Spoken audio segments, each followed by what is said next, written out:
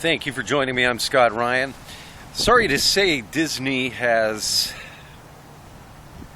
blazed a new trail this weekend and exposed millions of children to homosexual acts. Two men on broadcast television engaging in homosexual activity in the middle of the day, early afternoon and early evening.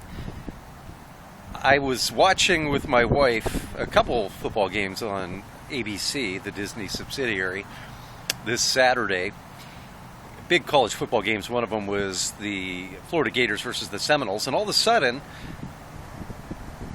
they're promoting their show called Revenge during a commercial break.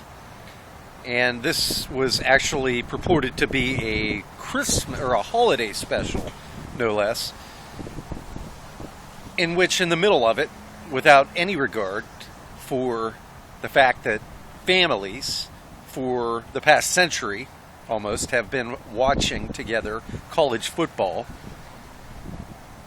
around this time of year, the holidays being a vacation, no regard, nothing but contempt for the children, the millions of children watching with their families, no compunction about exposing them to two homosexual sodomite acts. Now that was very unfortunate. I think Disney should be ashamed of themselves. And I wanted to bring that to your attention. No doubt millions of people were, in fact, watching at that moment. I mean, what are they thinking? There is nothing but disregard. This was calculated. You don't do that. And they did it several times. And I was thinking the first time, my son, who's 9 years old, was out playing football with one of the neighborhood children. And I thought that we were fortunate in that he wasn't there watching at the time because he had been watching earlier. And then later on, another game that came on in the evening, we had it on, and they did it again. Unfortunately, I could not find the remote in time, and he was exposed to that. Now, you get these people who think they're clever, and they say, well, that's censorship, you shouldn't complain about that. If you don't like it, then turn the channel. That's what it's come to.